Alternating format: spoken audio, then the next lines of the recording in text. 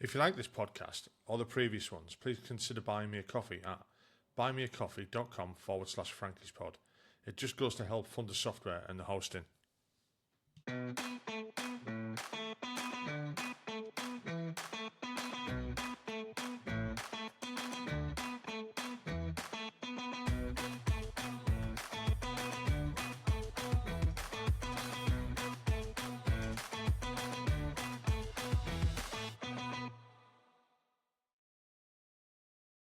Hi, and welcome back to the podcast. Tonight I'm talking to David Harmar. I did say that right. I know I said it before. It was. David joined Junior Leaders and transitioned through the artillery and ended up in the Pay Clerk. So, that was a bit different. Hey, David, how are you doing? I'm very well indeed, Andrew. Nice to talk to you this evening. And that sounds very short. Junior Leaders, artillery, Pay Clerk, but within that there's a lot. My journey is for me. It's an interesting one, and the Junior Leaders, and particularly the Royal Artillery, play a huge part in my journey. And looking back particularly, a very big part. Well, I mean, so it was just the introduction. I didn't want to give too much away because, I don't want to tell your story. It's yours. Yes. So we'll crack on with it then. So it's the same 5 questions that I ask everybody else. Where did you grow up? Why did you join the military? What was it like? Why did you leave? And what have you done since? So if you just want to start us off with where you grew up and why you joined the military. I grew up in a little village in the world of Kent, a place called Goudhurst, which I suppose, although I live in Northern Ireland now, I still call, Goudhurst home. Very rural. I went to a very, very, very old-fashioned secondary modern school. Trained people really to be, at the top end, to be plasterers, plumbers and electricians. At the bottom end, probably trained people to be work on farms, I would guess. In that environment, I did particularly badly. You'd think you wouldn't be hard to shine in a... But I did really badly. But really, I need to go back to my antecedents for people listening to understand, I suppose, my journey. I go back to my dad. And my dad played an important part in this. I was very lucky for the Royal Artillery Association website allowed me to post about my father, because he's a 25-year-plus gunner, he stayed a gunner, left a gunner. Changi, India, twice, Changi. An interesting and very important part, although I didn't realise it when I was younger, a very important part of my life. My dad was brought up in a home. His parents got married when they were a bit older. They'd had careers themselves. His father was a London Brighton railway, one of the first railway policemen, would you believe? His mother was a teacher, governess teacher. But his father died when he was 50 and my dad was 10. So they started their family quite late. And there was two brothers, Jackie, the younger brother, and my dad, Charlie. Got separated. Those days, there was no safety net. So the mother had to go back to work. She couldn't look after them. She had to put them in homes. And they separated. I understand, I think now, why they were separated. Jackie, my dad's younger brother, had an aptitude to learn a trade. I don't think my dad did. And now that's important for my story now. My dad was put into a Fegan's home in Goudhurst in Kent, where I now live. My dad was a family from Brighton. And he spent all his young life in the home. I have his letters home. I have did lots of research work on my dad. I've got my dad's entry papers to the home, his mother's signature, everything. That's his army life, his medical papers when he came out of the prisoner of war camp. Lots of on my dad. But my poor dad went to the home. It was designed to train people to go to Canada, probably. I don't think my dad was particularly physically very strong. And I don't think he had a great aptitude for things. So he came out, and what do you do when you leave a home? You join the army, you're institutionalised. So my dad joined the Royal Artillery, went straight out to India, and I think he enjoyed it. But after his first engagement, he came back to Kent and became a chauffeur for Lord Druce, quite a big name at the time. Now I've got my dad's references to Lord Druce, and Lord Druce is a offer of a job to my dad. I got lots of it from Dad, but my dad didn't settle. He had I met some people in the village that knew my dad when he was young and said he was quite a snappy guy, nice, tall, nice dresser, smart, show his uniform. But there's something about my dad didn't make friends. He didn't make friends. A lot of people knew him. A lot of people liked my dad, but he didn't make friends. And he left Laundry to rejoin the army. Went to India, and just was sent to Singapore just before the fall of Singapore. So he spent 3 years in jail. Yeah, he spent 3 years in jail. He had no family then. He had no kids or anything at that stage. So by the time he came out and met my mother, he was 45. Not a particularly well man, although he worked very hard. He had TB so I was born when he was 45. He had TB when I was a young child, and he eventually died of cancer when I was 20. And we tried to link all those things together. And I represented my mother at a pension tribunal to get my mother war pension. The British Legion were very good and still do a lot of work with the British Legion. It was unsuccessful, but I have all the papers of my dad's illnesses. But my dad, we lived in this village in Galveston, Kent. My dad was a very upright man. He would go to the pub occasionally, not a lot, because we couldn't afford it. He'd wear his blue blazer, his Royal Artillery badge, a tie. He was well read. He got the Daily Express when it's a broadsheet. I don't know if you remember that. Before your time, mate, for a lot listeners' time. Yeah, probably. The Daily Express is a broadsheet as well. And my dad was quite well read, although I don't think he had a great education. He enjoyed sport. And when he went to the bar, to our local pub, with his tie and his blazer, I think, and he wanted to talk politics. He loved talking about politics and cricket.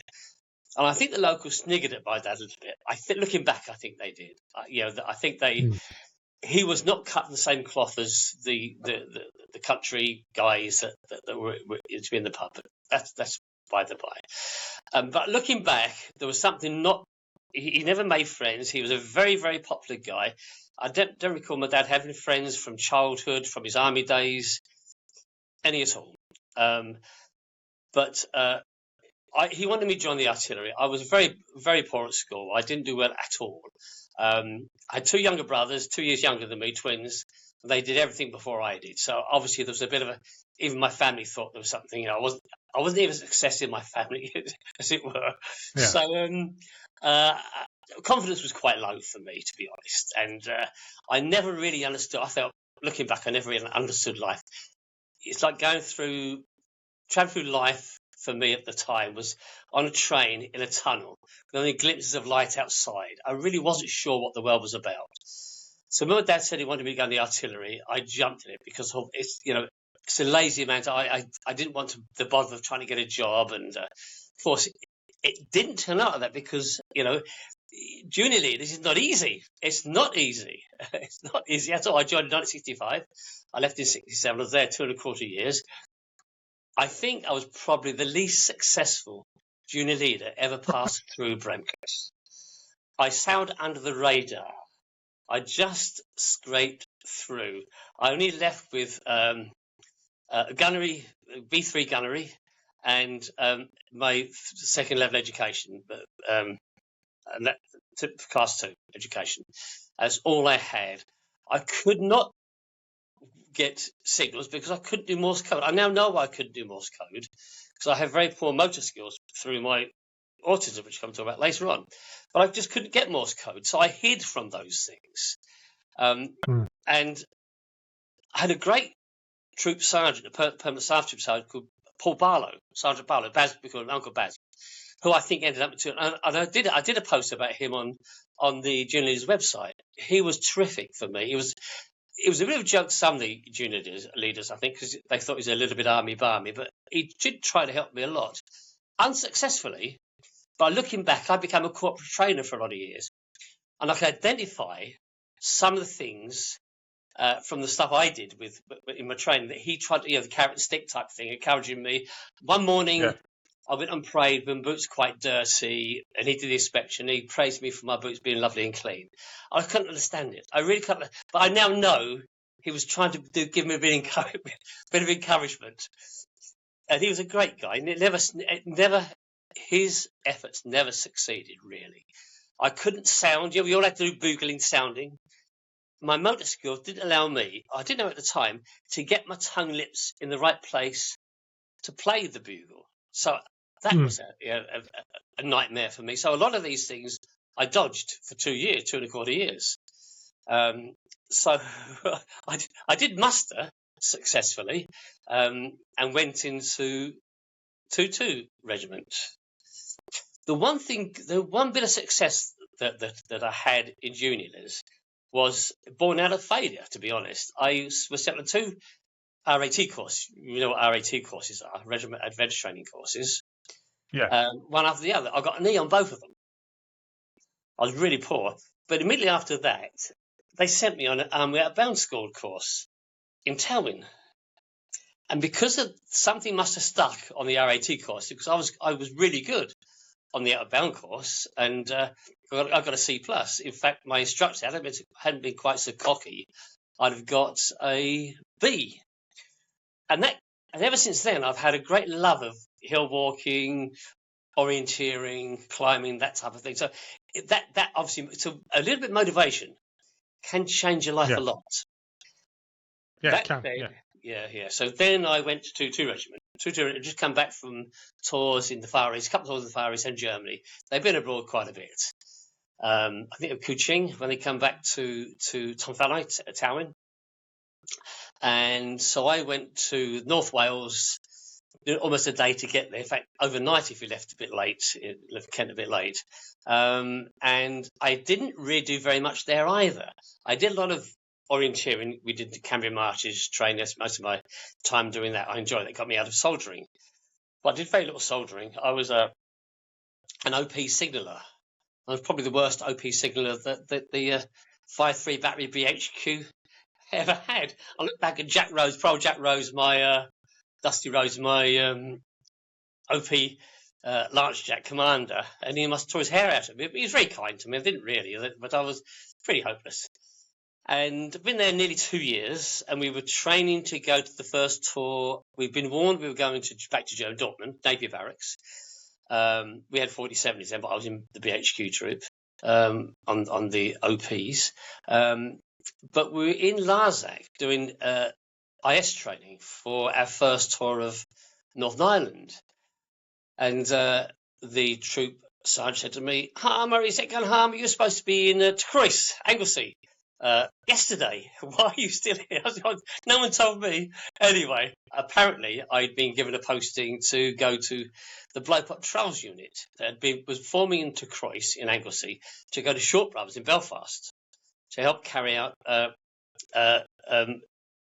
R&D development of the Blowpipe missile system. They really wanted a dozen soldiers there to do the trials, to hold the thing, to see how you could train people to work on a trainer, help develop a trainer. And I didn't really want to go. But I know what happened. The BC have been told, you've got to send someone into ERE posting. Who does he pick? But probably the least good soldier in his battery. so that was me. And, it usually happens, doesn't it? Yeah, I ended up in the trials unit. We formed it to Croyce, got together. There's 5 or 6 other guys from 2 Regiment, maybe a dozen in. We had 2 Remy, 1 Tiffy and 1 sergeant, an ACIG, a staff sergeant, a full screw, no, a lance jacket, and maybe half a dozen soldiers. And we went to Palace Barracks, Tim Palace Barracks, and we went to work at Shorts, and I loved it. We're a small unit. We were working on a trainer. Now I have very poor fine motor skills. So we were working on. I don't know if you know Blowpipe, but Blowpipe is a shoulder launched missile. You lose you get the target in your eyepiece. You fire the trigger. The missile goes. You lose 24 pounds instantly. So it means you tip up. How do you train people to get back on site so they can take every guide?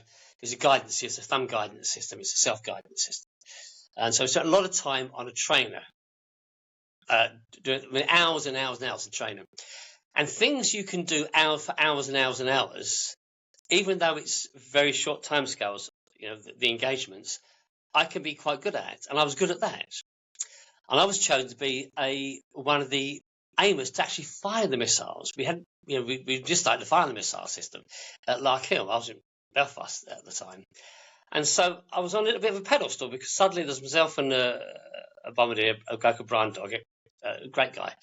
He and I were the two aimers, and they were desperate. The MOD were desperate to make Blowpipe a success because they were underwriting the financial development of Blowpipe.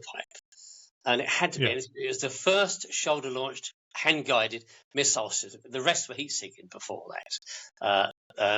So there were people coming to... Now, I would travel back from Belfast to Larkhill to fire the missile system. And people coming from the MOD and officers all over the place, foreign dignitaries come to watch. Mind you, they stood 100 yards back. Myself and Brian, one was on his shoulder, the other was next to him. With all we had was the white flash covers, head covers, a tin helmet, and these white flash. What they would do, I don't know. With this missile on their shoulders, with and they would stood right back. And if it didn't fire, as often the missile didn't fire because it was the early days. We had to put the cannon gently back on the holder. We all had to walk then about 500 yards in each direction away from each other and then back in case it went off. So I suppose it wouldn't happen now. Health and safety wouldn't let that happen. But what was happening, that I was suddenly a bit of a success. The ACOG of the unit, a lovely guy called Bob Sliding, was a really guy, X26 Regiment, I think, took me under his wing. He started to get me to do education courses, my GCSEs, and he was and John Wright, he became a colonel, who was a major of first OC, was really kind to me as well. So I did 2 tours with them. I did 4 years at Shorts and then over to Larkhill, and I quite enjoyed that. And I got promoted, got Lance Jack, and in fact they made me acting full bombardier, going to sergeant's cadre course about 21, which I'm glad records didn't let me go because I would have been lost without a trace. I really was. But the records told them I couldn't go on the course because it was for full bombardiers. So they gave me local bombardier, put my name down again, and then the record said he couldn't go because he had to be 2 years experience of bombardier in a regiment. Yeah. And I'm so pleased because I would have sunk without trace. I would have sunk that. But anyway, I was on the path. I was moving upwards, and I quite enjoyed that time. Foolishly, I let them talk me into having a career plan and going back to a regiment, and then maybe look towards an ACOG, a long-going staff course, something like that. And I could have stayed with another 2 years and gone to Woomera, but I'm very gullible to these things. I let people talk me into these things. So I got posted to 40 Field.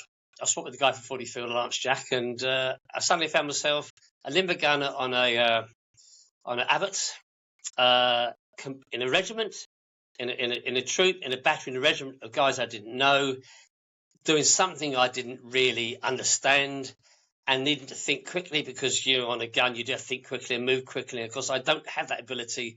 I've discovered in recent years my processing is a lot slower than most other people's.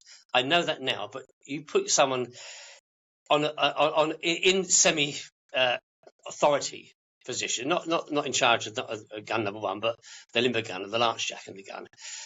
And we did a tour, a tour in Medicine Hat, Suffield, and I really didn't enjoy it. It really dropped me back into the world I'd left when I left 2-2 Regiment. Suddenly I was one of many, and it didn't feel good.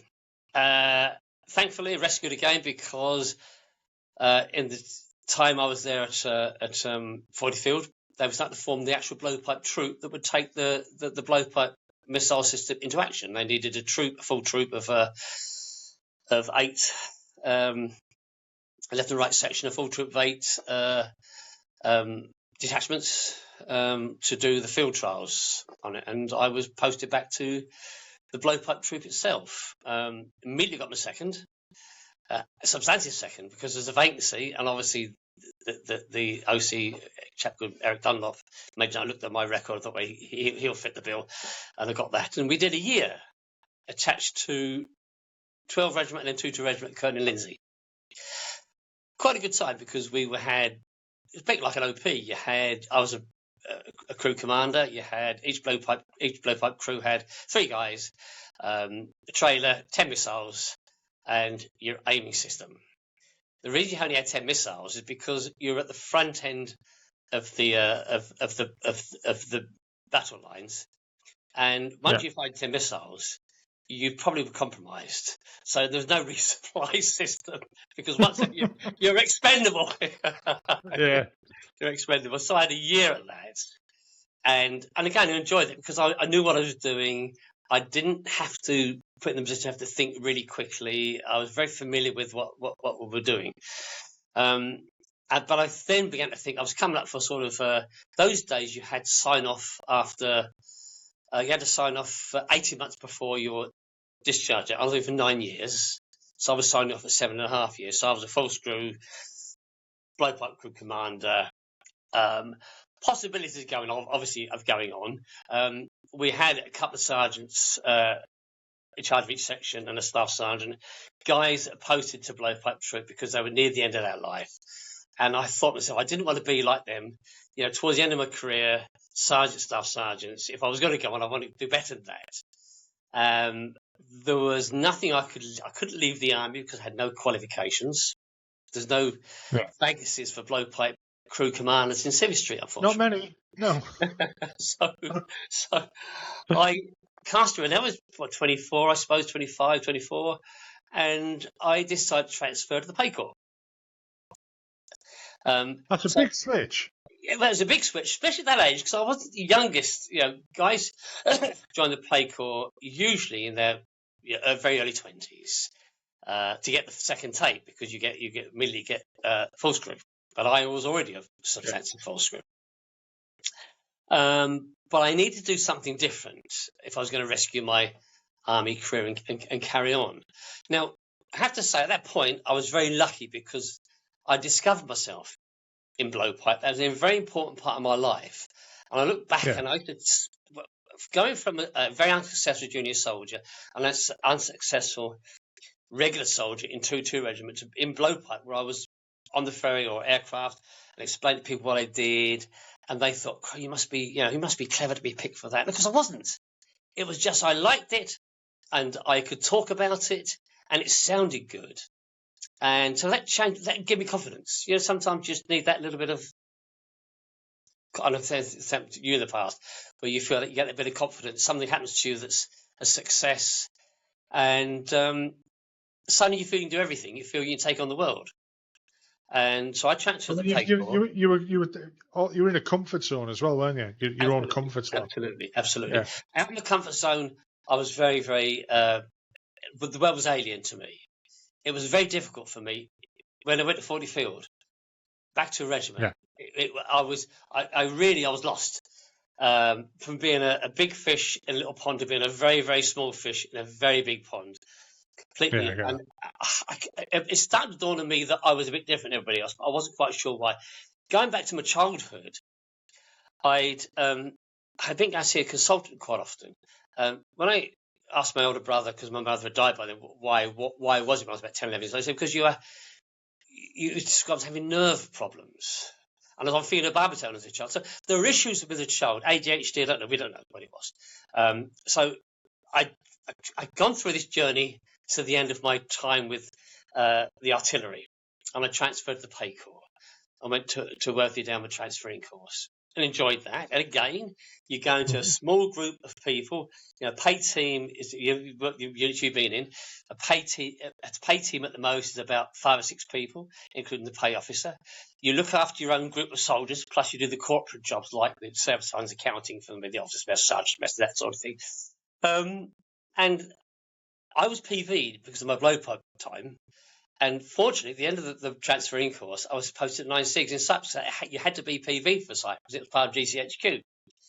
And you couldn't talk about those days. Now they've got their own websites, but you need to be PV'd.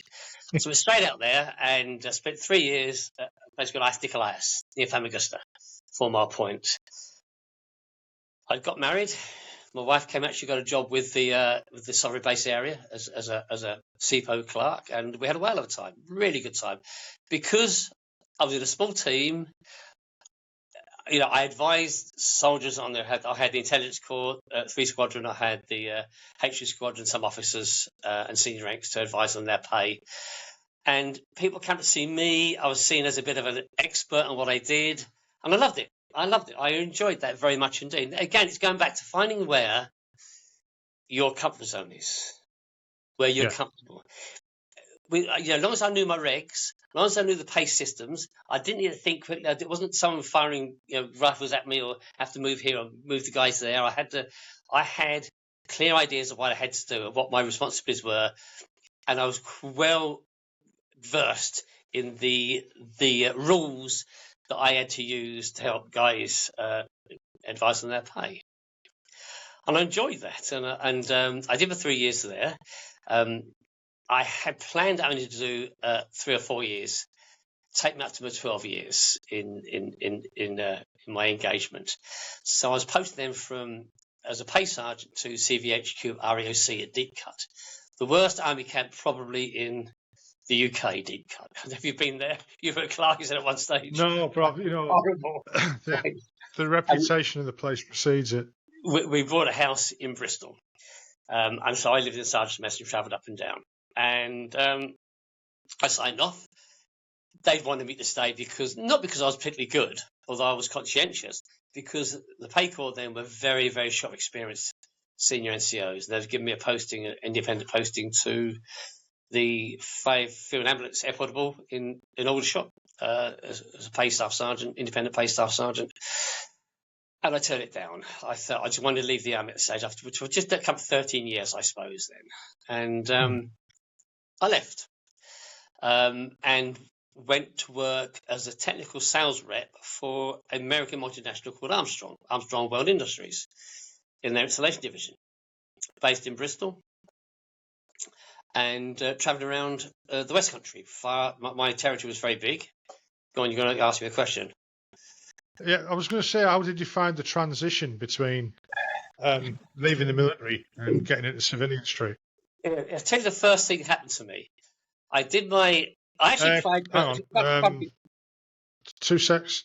Yeah. I've just noticed that it's not uploading from your device. What time is it? 26:55.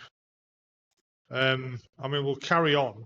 Yeah. But I don't think it's... I'm happy to do it again, because I think probably I've talked a bit too much. Let you ask me a few questions. No. No, it's been absolutely fine. Well, here's the funny thing. Yeah. Do you want me to carry on? I applied for a job that required... my confidence was up. My confidence was high because I'd done quite well in Blowpipe. I've done quite well in the Pay Corps, and I felt as though I could take on the world at this point. So I applied for a job that required A-level education and 2 years experience selling to specifiers. Specifiers, people who design air conditioning, heating systems for this installation division of the American multinational. And I got the job. I got the shortlisted. I got the job, and I think that the guy that ran the division actually took to me. Actually, so he shouldn't have given me the job. He said after, he said I shouldn't really give him the job. He didn't fit the bill, but I think he probably did. I think he was impressed by my willingness to put myself out there and do it. Yeah. And I've got my company car, nice red Ford Cortina. Mark 4. That's a big bonus. And those days, you only paid £6 a month for your car, no tax in kind. You can use the car whenever you like. You go on holiday in it. Your wife could drive it. They pay for tax, insurance, servicing, everything. It was so good those days. It changed a few years after. It changed so much. But they sent me a train ticket because I had to go to the head office in Uxbridge.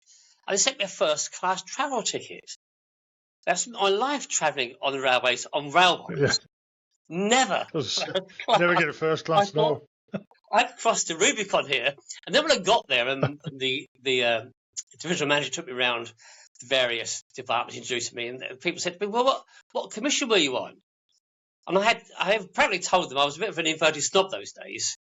I was a sergeant. No, I wasn't on it because they assumed coming into, especially the division I came into, which took on graduates mostly, that I was an officer, which bummed me up, but I was quite quick to tell them I wasn't at all. I was a sergeant, and not a particularly good sergeant of that.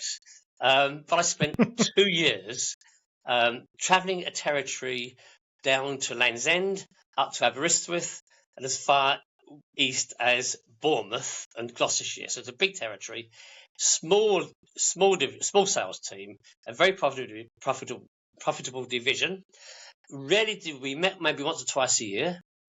Rarely did someone from the head office travel with you because you were seen as a reliable sales team. You looked after your distributors.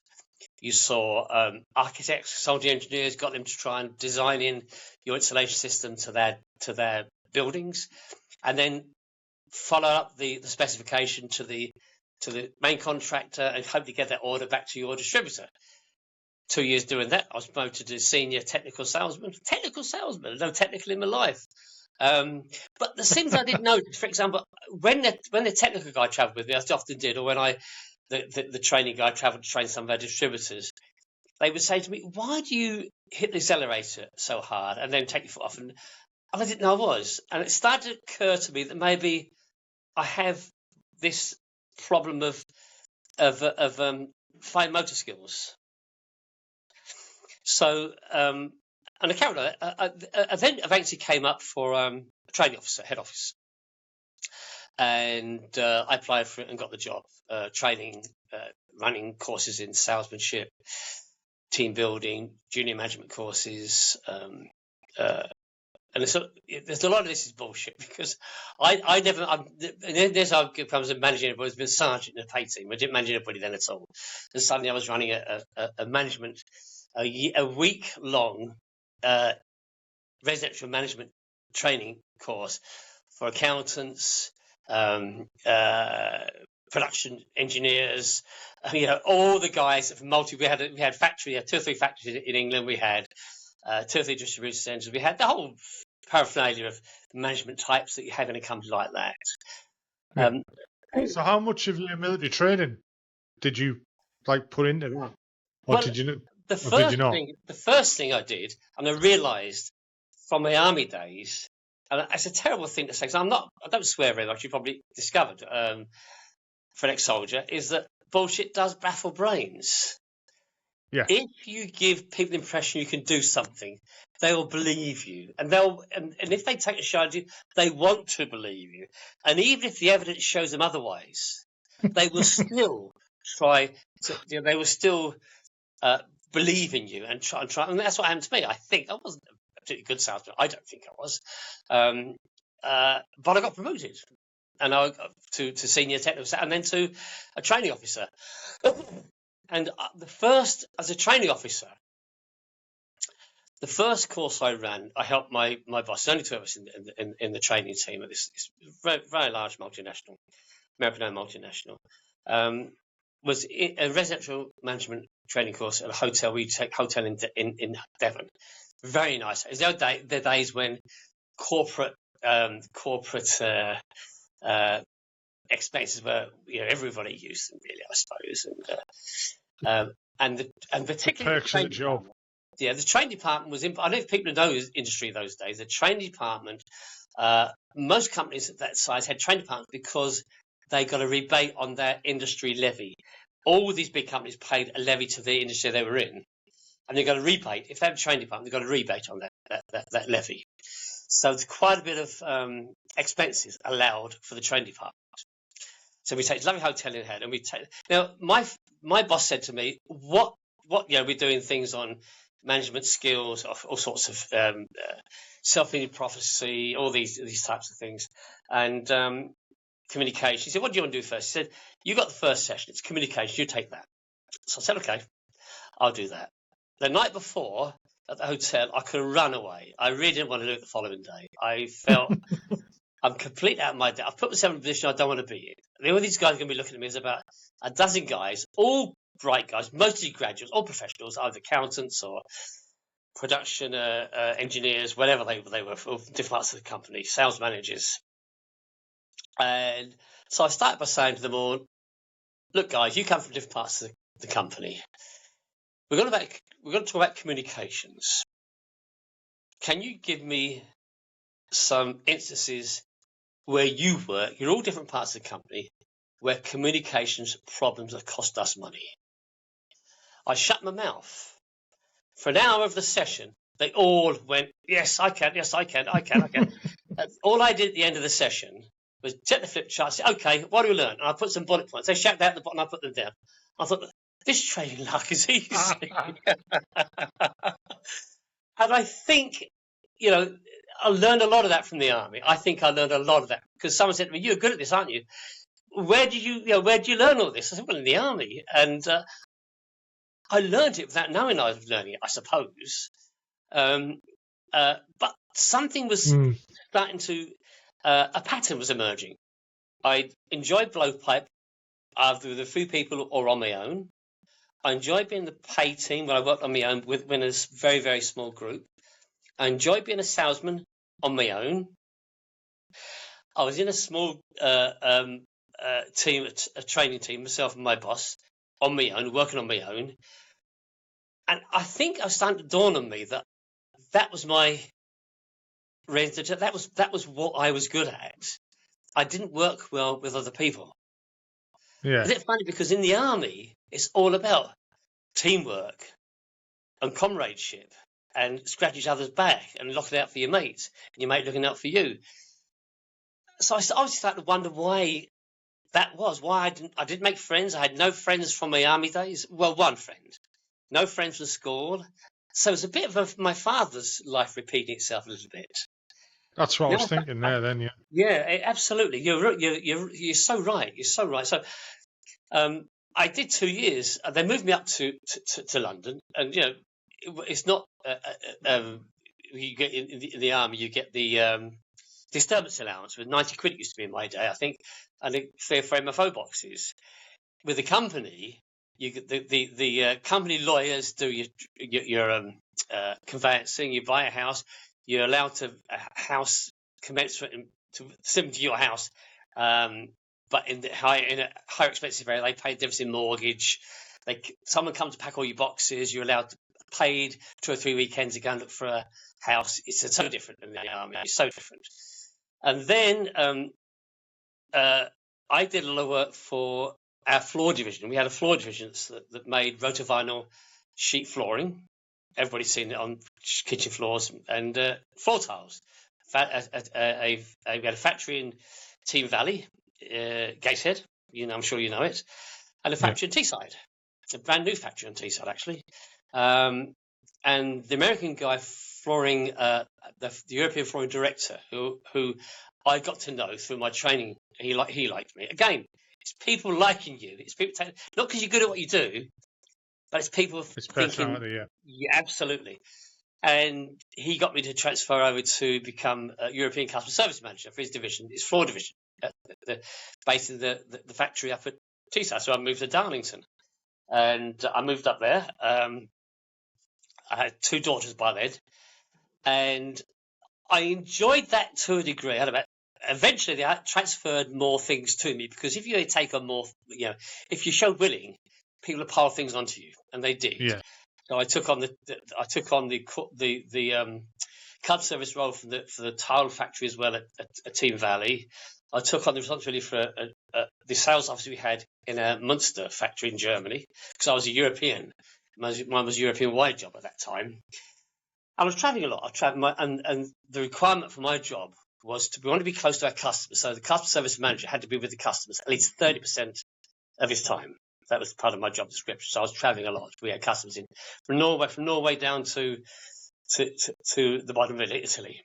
And so a lot of time. 2 daughters, and never saw them. We had a lovely big house in Darlington.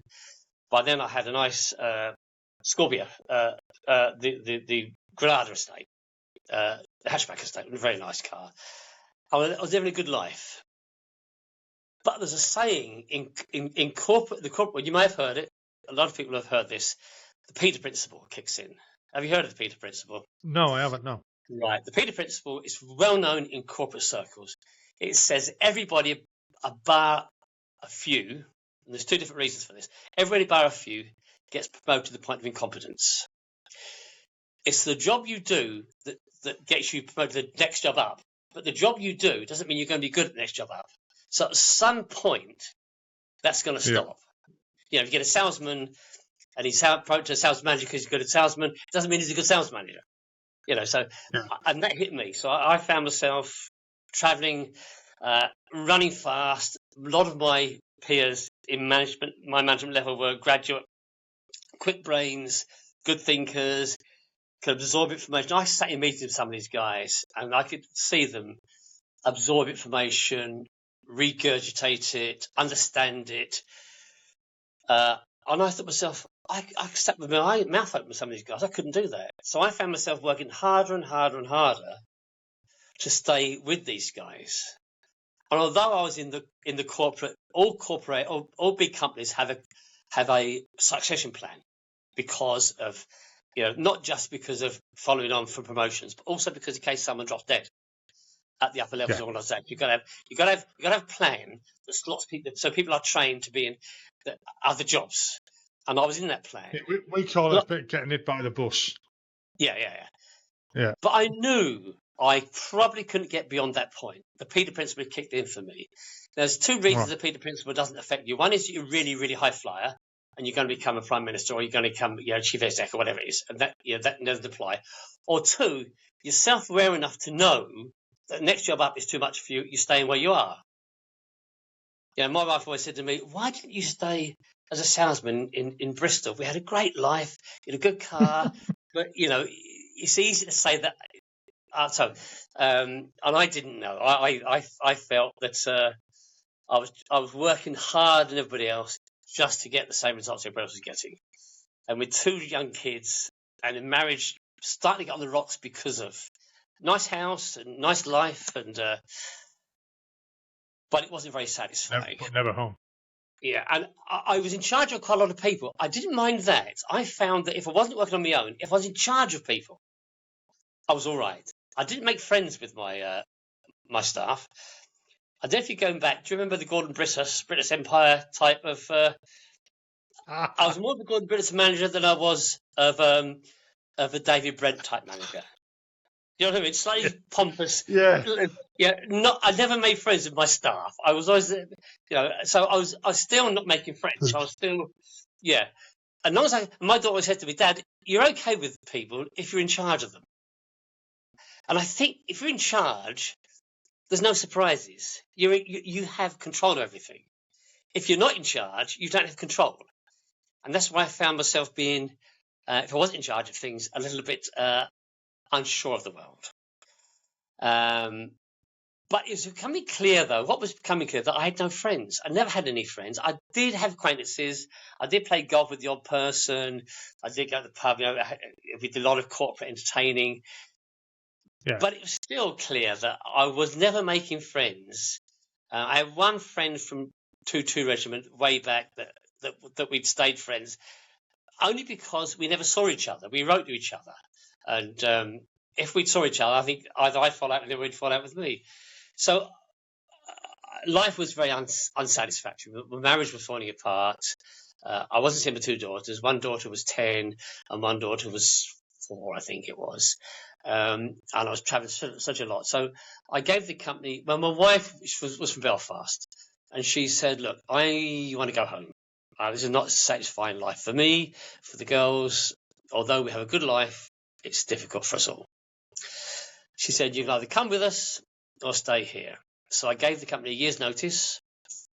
I worked a year's notice. They're good enough to, we sold the house in Darlington, nice house in Stainbrook Road, and then moved after 6 months, and the company were good enough to let me commute for 6 months, flying out of Newcastle, Teesside, Newcastle to Belfast, and back again every weekend. Park up the car at the airport and then fly back, which is very good of them. But then I think they'd been pleased that I gave me a year's notice so that they could, and I would help manage the change. And I'd worked hard. They knew I'd worked hard. That was one thing. I think my mother died this period when I was in Darlington, and the American flooring director had come up from London for a meeting with the factory manager and myself.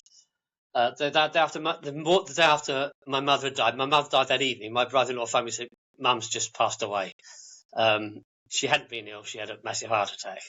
The following morning, I was in a meeting with these guys, pre-arranged meeting, and Ron Peterson, my boss, said to me, he said, "David, you're not your normal chirp yourself." So I said, "Bad news, my mum died last night." He said, "What the?" He said, "What the fuck are you doing here?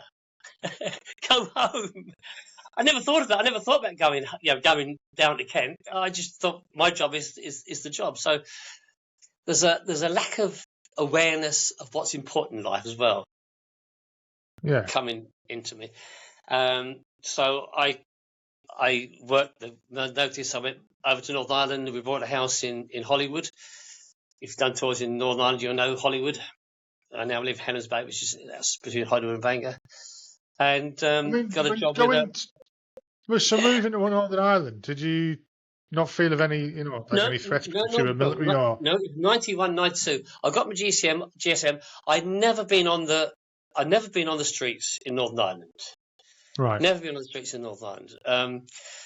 But I lived there long enough and go back and forth to know that the bad life didn't affect everybody.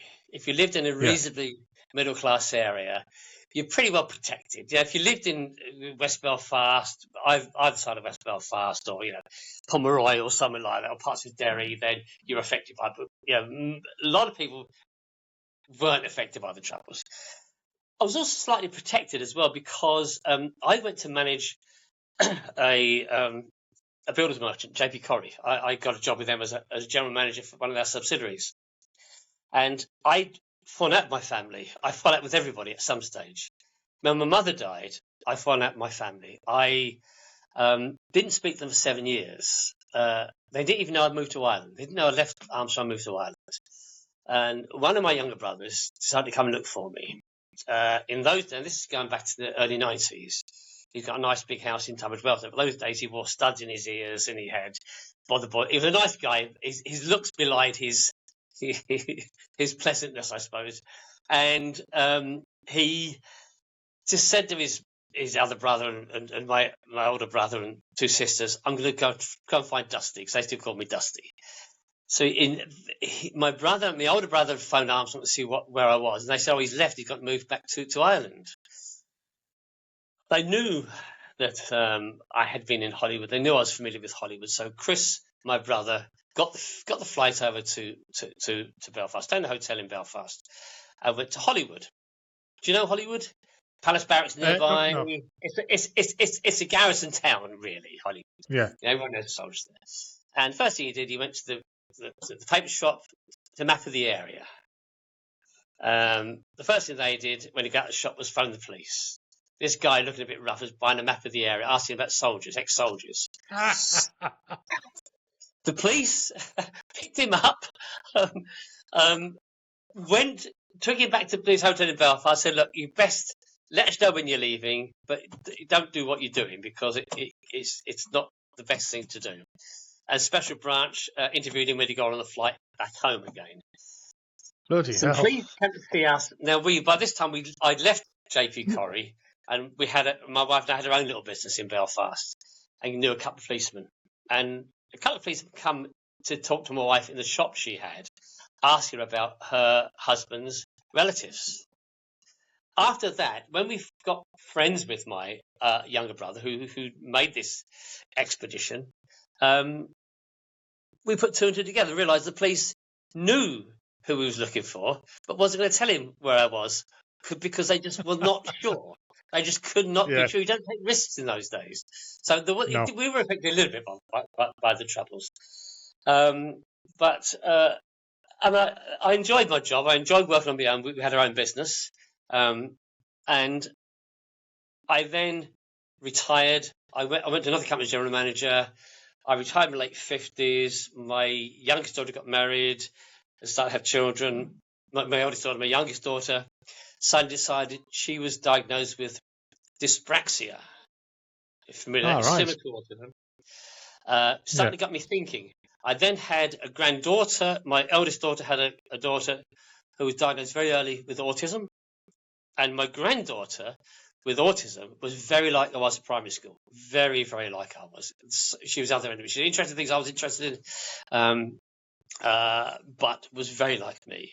Got me to thinking. My youngest daughter decided to go to university, and very late, 22, 23. So I needed to earn some extra money because my small army pension wasn't going to pay for it. So I went to work for Ipsos Mori, people known as Mori Poles, who I was still working for. That's 15 years ago. And I'm interviewing people. I do lots of research interviews, social studies research work. So I'm doing in London now, following families maybe over long periods of time, spending 3 or 4 hours with them, asking questions about their lives.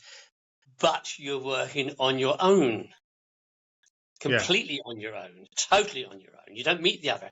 I don't, I only meet other colleagues when you're at briefings or the rare meetings we have together. And it got me thinking, and I looked at my granddaughter, looked at my daughter with dyspraxia. I think my father, looking back now, was autistic, undiagnosed, but autistic. I have a nephew who's autistic and another nephew who's very seriously autistic. I do a lot of work with University College London, following families, looking at behaviour, looking at how people develop. And a lot of things, many, many more things that we realise are inheritable. Lots of things are inheritable. And you get good footballers whose kids become good footballers. You get good runners in East Africa whose kids become good runners. There's a lot of people don't want to believe this. Think everybody starts with a clean slate, but we don't. And so I started looking at this inheritance possibility for autism for me. And about 6-7 years ago, I went to my doctor and said, look, I had this issue. I've got a daughter's dyspraxia. I've got a granddaughter who's autistic. My then daughter had another little boy who was autistic, quite seriously autistic. My daughter was doing a lot of work for National Autistic Society, and her husband, they raise money, do a lot of work for them. And the doctor tried to talk me out of it. He said, why do you want to? I said, I explained about, being a loner, working on my own, having very poor motor skills, fine motor skills. And he said, but you've worked your way through life. You've succeeded. By hook or by crook, you've gone with the flow. You've worked out how to get upstream from rock to rock. You've done it. You've been moderately successful. And I said, no, I really want to know. So 5 years I waited. I had to go through lots of interviews with psychiatrists at the mental health clinic close to us, and eventually they gave me the go ahead to have the diagnosis, to have the meeting for that. And I did have the meeting, and October before last, I was diagnosed with autism, high functioning autism. High functioning doesn't mean that you are clever, you're a savant, like these people have special skills of drawing. It just means it's easier to cover up. And I look back on my army there. I look back on my, not so much junior leaders, because junior leaders, it's very hard to get away with being autistic because you have so many demands on your junior leaders. But I remember lots of guys when I went to 2 Regiment. I roomed with a guy in his 40s, in his 40s, who spoke Chinese. He was a Lance Jack.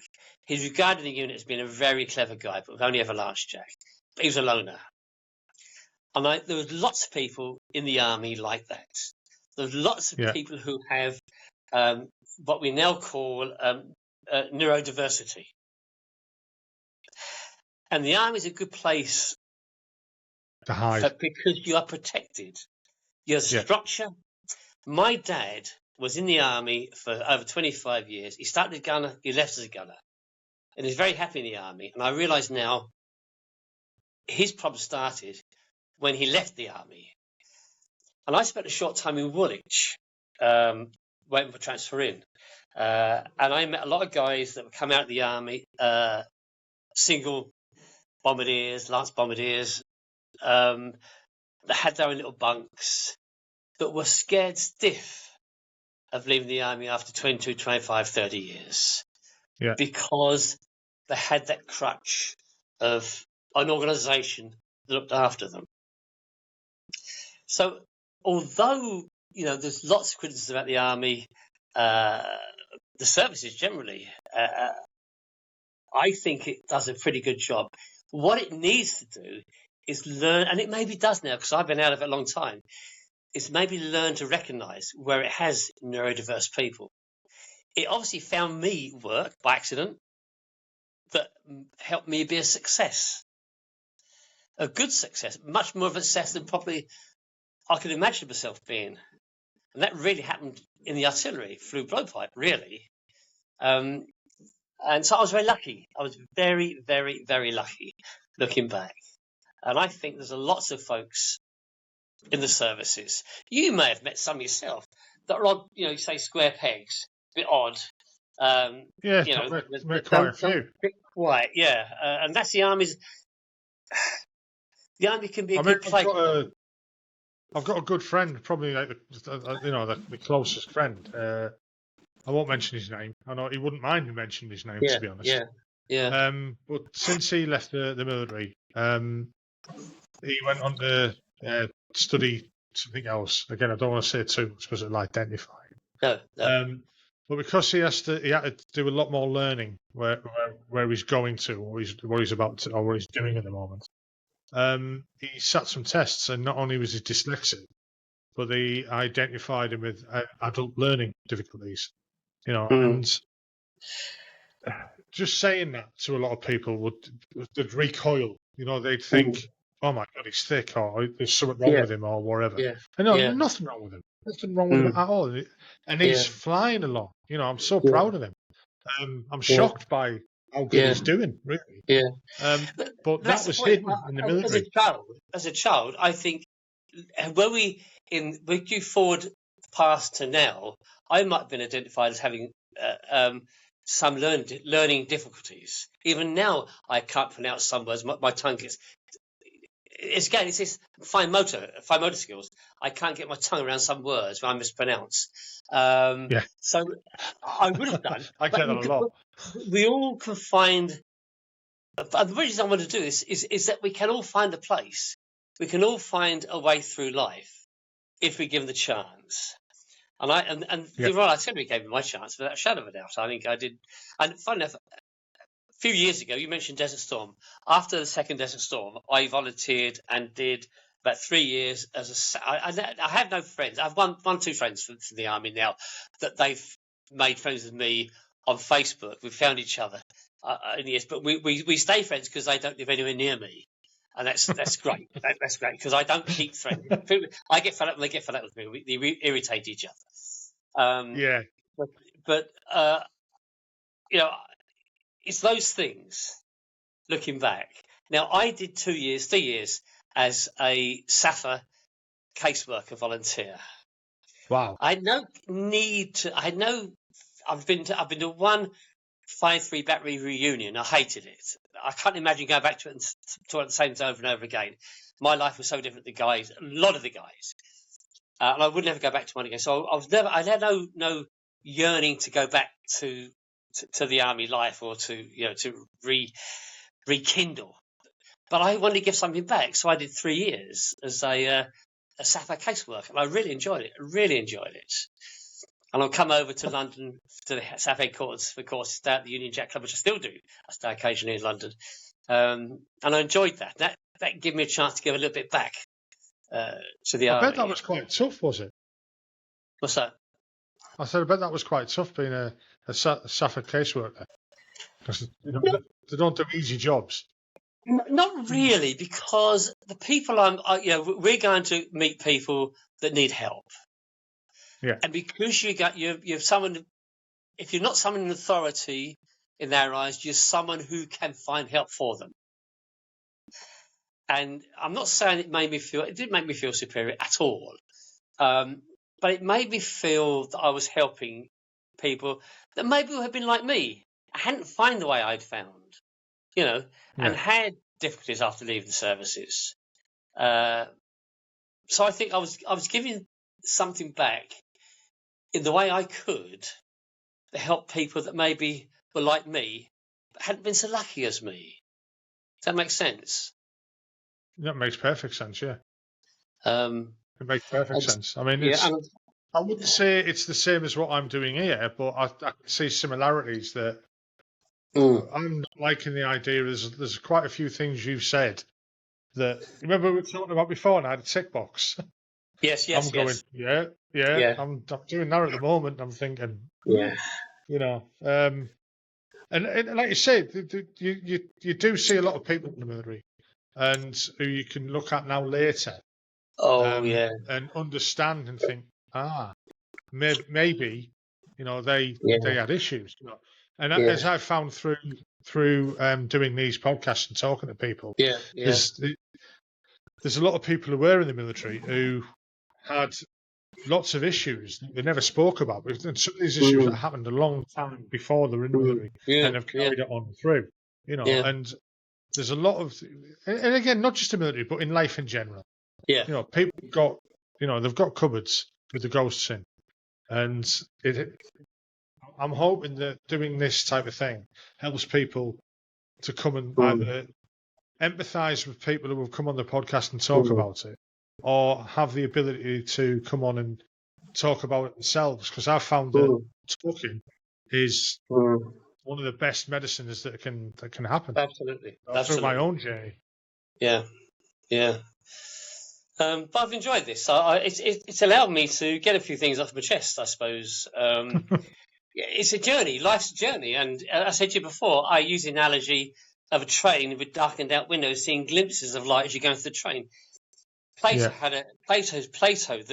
the Greek philosopher, talked about people being in a cave and not seeing the outside world, just seeing a wall and seeing shadows on the wall and not seeing the world beyond those shadows. Just shadows were. You weren't quite seeing the shadows. You weren't quite seeing what was happening outside. It's only till you got outside in the light you saw what people were doing, what was causing those shadows. Otherwise, you were semi in the dark. Yeah. So for my life, it's been, as I always say, and I don't mind saying it, as a really poor boy soldier, really a kid that really did do very badly at school, as a very poor boy soldier, went under the radar, and I'm sure people thought, God, he's not going to be very successful. But I was very lucky. I was very, very lucky. And I suppose the luck is partly being personable. People take a bit of a shine to you. Yeah. When you have no reason to do so. That's why I said this. It's not a nice thing. I suppose bullshit baffles brains. But there's an element of you that can get the best, can get people's sympathy and goodwill if you're personable and show them that you want to be a bit like them, if you know what I mean. And they'll take you under their wing. So I think some people that take me under their wing, from Sergeant Barlow, Paul Barlow, in their permanent staff and junior leaders, and I'd love to get hold of touch with him. I posted something on the junior leaders website about him, said how helpful he was to me. To Bob Slising, the ACOG Blowpipe, the Blowpipe Trials Unit, to going to the pay team and being taken under wing by a guy there, and then when the guy who took me into Armstrong, who should have done, when I was looking for a job that required 2 years selling experience and an A-level education. I had neither of those, so and I was very lucky. So yeah, you put it that way. Yeah, you have been very lucky. I mean, totally. This is like, how can I put this? It almost sounds like narcissism as well. Yes. And I'm not saying that in a bad way. You know what I mean? And that, it could be taken that way as well. I'm not saying I'm not saying you're a narcissist. Believe me, I'm not. I'm my own worst enemy. There's similarities. Yeah. You know what I mean? Yeah, I do. So I do. I can imagine a lot of people who, again, I want to try to put this in my head. It makes sense. When it comes out of my mouth, it doesn't. That's a lot of. So someone will get called a narcissist, and they're not. They really aren't. But maybe it's that person who's, is taking the love from someone else, or is using that person, not even realizing it. It's not narcissism. It's how they react, and maybe that is a bit autistic, or a bit of this, or a bit of neurodiversity. neurodiverse, or you want to say. Yeah. It could be that. People get accused of things and people don't fully understand. I'm very quick to tell people that most of what I've done I've not been very good at what I've done. Yeah. A boy soldier, 2-2 regiment. I was quite good at Blowpipe because I was just very lucky. But I tell you what it is, and I've been a manager, and I've got managers now. I still work. I'm 74. I'm still working very much for it. I enjoy it very, very much. And my bosses like me because if they phone me and say, if we need something done, we'll ask David to do it because David, 9 times out of 10, he'll say yes. And I say to them, well, I do it because when I was a manager, I love staff that would say yes, that would help out. And I think at a young age, I learned if you had a boss and you showed the boss you were willing, even though you weren't particularly good, that would be a long way to giving your boss the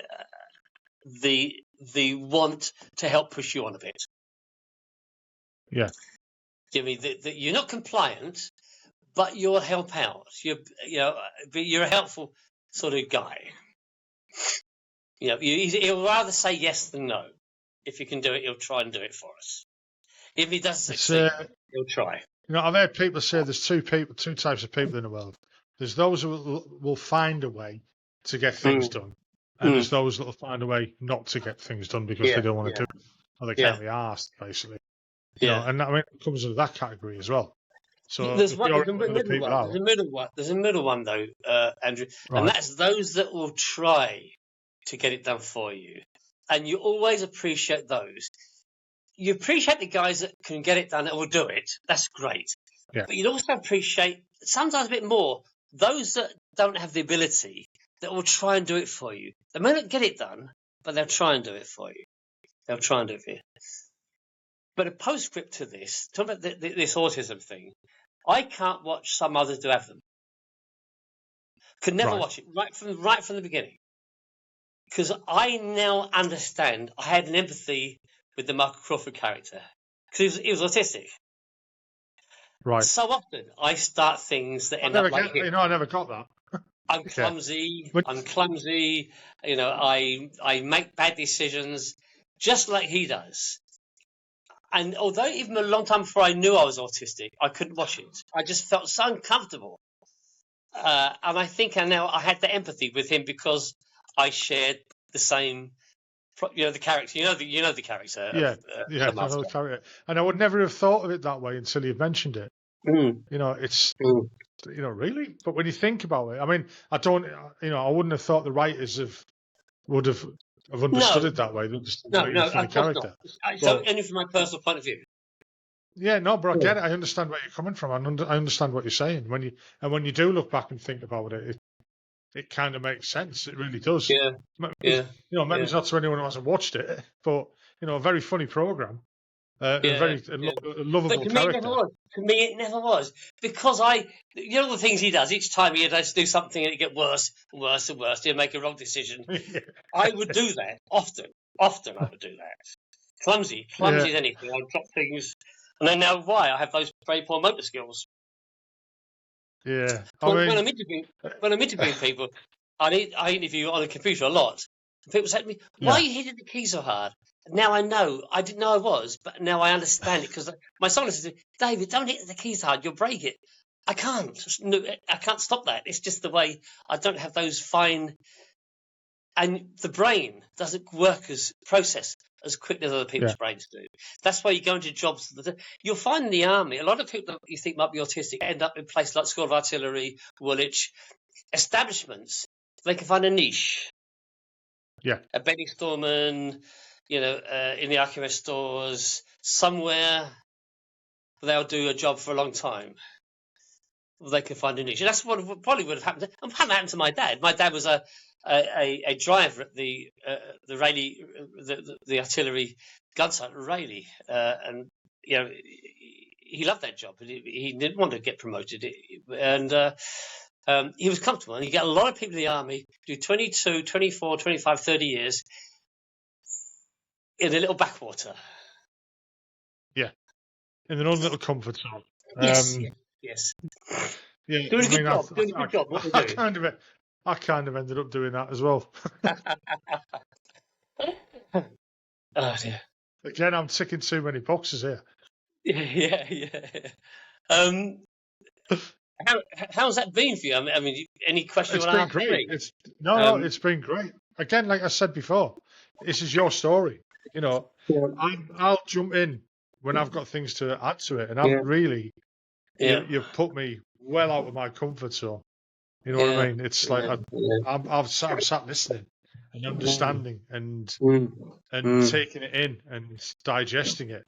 As opposed, you know, and I hope that anyone who's listening to this is doing the same, identifying things in their own history, not in their own life, but in their history, that they could identify that in somebody else and then understand maybe why they were like that, or even themselves. You never know.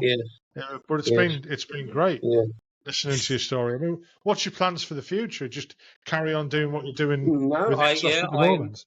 I'm divorced a second time. I have a partner. She's a Filipino nurse. We travel quite a bit together. I'm a hill walker. I do a lot of solo walking on my own, hill walking.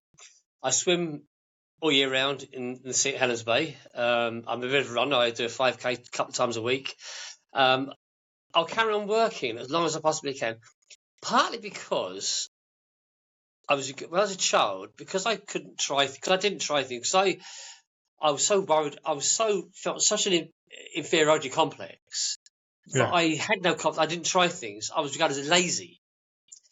Now I feel that if I didn't work, if I stopped working, I might go back into that I might become a lazy recluse, and that will worry me a lot. I read a lot. I'm interested in politics.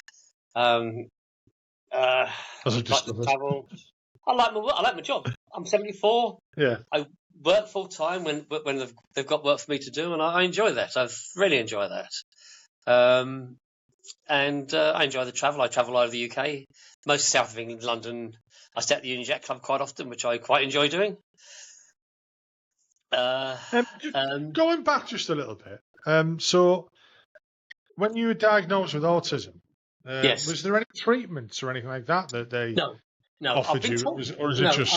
I had my diagnosis in the middle of COVID, which didn't help things.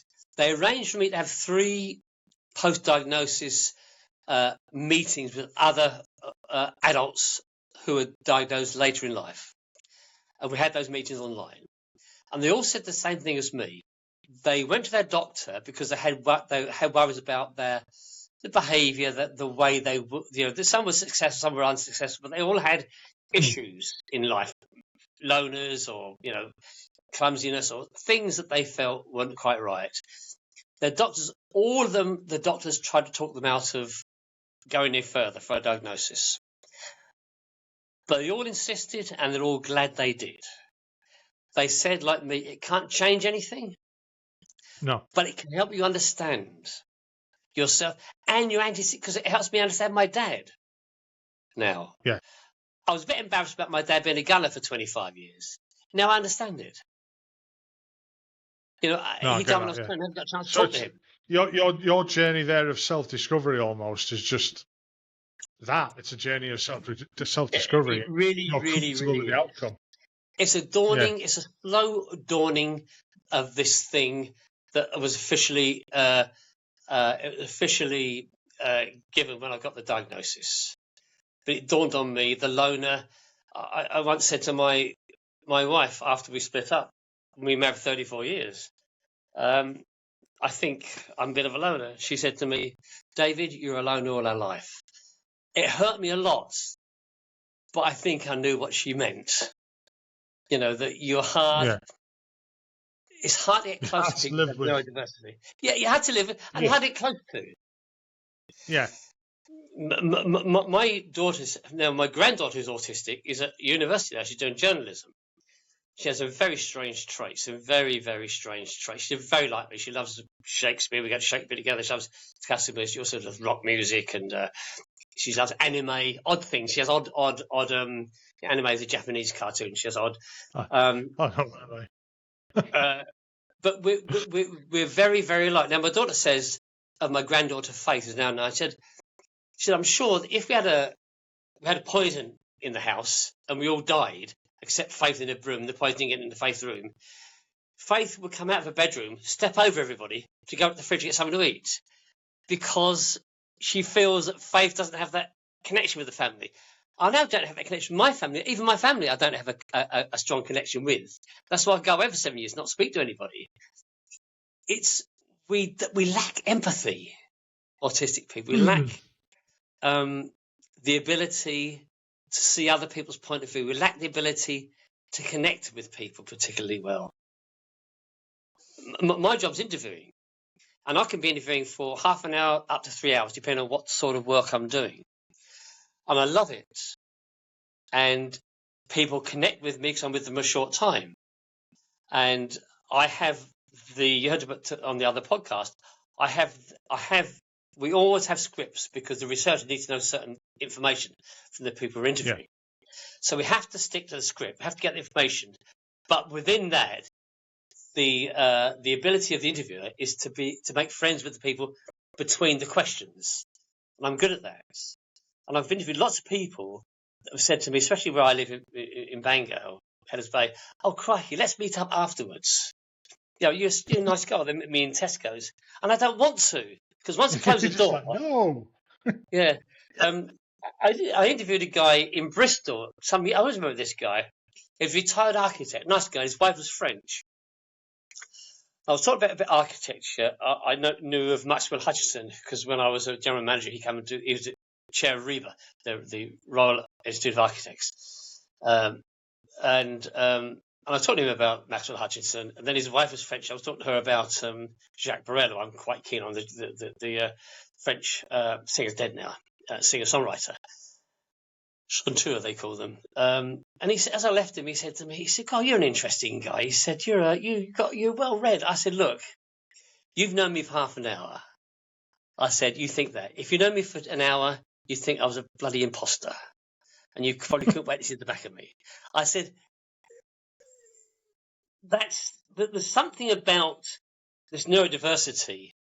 You don't warm to people, but you can present something to people. Yeah. Let's go back to what I said about people putting their arm around your shoulder. You learn to present to people something they want you to be. You see where I get the similarity in narcissism then? Yeah. You know, there's traits of that as well. Yeah. You know, I mean, I read something once that there's you know, some guys reckon that there's no such thing as a narcissist. It doesn't actually exist. It's just different states of consciousness within a person who requires information from somebody else, or requires love from somebody else, or requires I don't know, food, and they use that ability to get things out of people. You know, and it's not actually, you know, there's very, very few true narcissists, as opposed to there's very very few, let's say, true psychopaths. You know, it's not a very common thing. Again, there's different levels of psychopaths, and they could be just, you know, the slightly cringe to full on blown or whatever. But it's just, I'm just seeing similarities, and I've never thought of it like this before. You know, I've been told it. There's a danger in this, though, also, because I've learned over the years to get through life by presenting to people something that they want you to be, to help them see you in a way. You're presenting a persona. It's not you. The danger with that is they think you are cleverer than you are. And I've always had to try and avoid getting pushed too far. You know, this Peter principle. Like when I was at the Blowpipe trials unit, and they wanted to give me a second tape and go on and they thought I could do more than I knew I could do inside. And you've got to be wary of that, because and then you know, it's going on in going to 40 field and becoming getting experience, maybe getting up. I couldn't do it, but I'd worked so not hard, because it wasn't hard work, but I'd given them such a good impression of me that I could do that they thought I could do it, but I couldn't. And then you also get it the other way around as well, where you get guys who make themselves the laugh. Not, I wouldn't say the laughing stock, but they carry on. They like to laugh too much. Yeah. They're playing the fool all the time. Yeah. And again, it's a defense mechanism almost. It's a need as well. Yeah. I mean, I found that, in my early career, I'd piss about so much, I didn't take anything serious, and I'd do extreme things, and anyone who knows me will know what I'm on about, in my early years in the army. Nothing was out of bounds. Especially when you've had a few beers, you would get up to all sorts of japes, let's say, once for want of a better word, without putting myself in incrimination and ending up in hospital. But it's like that's another form of maybe neurodiversity, where you're using humour to defend from anyone getting to know you. You feel uncomfortable or insecure. I think the insecurity side of it is quite a lot. Well, don't they again, a lot of people join the military. Some of the most successful comedians have been some of the most insecure and difficult people. So many committed suicide. They say that some of the most miserable people underneath. Benny Hill, Frankie Howard, Robert Williams, Tony Hancock, all these guys. Yeah. Do you regret now? Then, did you regret you messed around, or is it part of your colourful history? No, it's part of my colourful history. I mean, I messed around because I fucking enjoyed it. Yeah. I had a laugh. But thinking back, there's probably you not with regret, because there's no point in having regrets on what happened in the past. But if I'd have probably took things a little bit more serious and knuckled down a bit more, then the later career, the later life, or whatever, it might have been different. Well, the evidence you doing this shows that you can take a project, work through it, can be illuminating and easy to talk to on a podcast to get people to do this. And you clearly, I watch the other podcasts, you're not short of something to say to encourage people to talk. You can say something, then shut up and let people talk, which is what I suppose what I do when I'm interviewing. I have to do, but you do it very well indeed. Thank you. And you've been doing this, obviously. How long have you been doing this now, then? Since January. Really? Is that all? No, not that long. No. No. What made you start? I was just needed something to do, really. I've spoken about this before on a podcast with other people. I was starting to go into the spiral, I suppose. Just getting bored, I needed something to do, something to stop me doing, drinking too much, doing this, that, or the other. And so I started doing this, and it's been illuminating. I've met lots and lots of people who I would never met. But again, I'm like you in a way. I'm great doing this, but I don't want to go out that door and chase people down and physically meet them. Yeah. Don't get me wrong. I mean, I'm willing to do that, but I mean, it's a weird thing because you feel uncomfortable. You know what I mean? Keep your archive, because social scientists, I know because I work with a lot of social scientists, love this sort of thing. So someone somewhere will look at all this and document it and think about it and do an analysis, a research paper maybe, especially ex-service people from a particular period, particularly. Might be interested in important. So keep it all. Keep all your archive. Keep it in good order, because that's the other thing with it going on. With it going online, it's there forever. There'll be some form of it somewhere. It's on lots of different platforms and stuff like that. But that's one of the other things that I like. Keep your library of it all together. Oh yeah, it is. So someone can come and sit and look at it. Because people write research, especially PhD students. They write research papers and all sorts of interesting things. And if someone knows you've got this and been doing this will provide someone with a great PhD paper for them for their thesis. Honestly, you smile, but if you listen, there's something on Radio 4 called Thinking Aloud. It's Thinking Aloud. L-O-W-E-D, but it could be thinking aloud, A-L-O-U-D.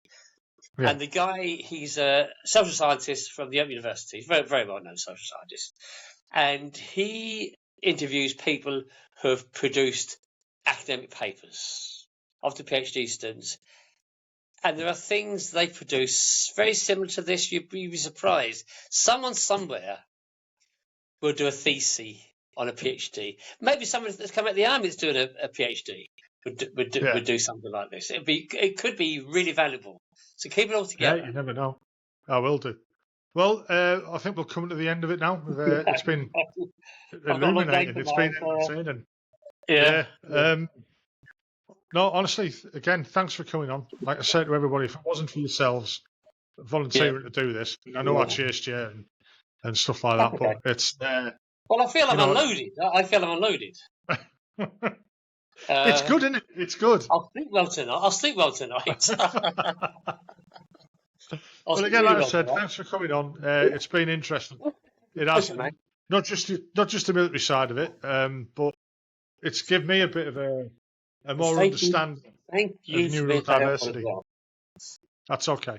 Right, I'll stop the recording now. All right, okay. Cheers. 2-6. Thanks, mate. I hope you enjoyed that podcast. I enjoyed recording it. If you could just hit the like button, and also if you could subscribe and hit the notification bell, that would be great, because it will help the channel grow. The more people will see it, the bigger it'll get, and the more guests I can get on, and the more people I can talk to. Well, I hope you enjoyed it, like I said. Look forward to the next one. Hopefully it'll be out next week as normal. Bye-bye now.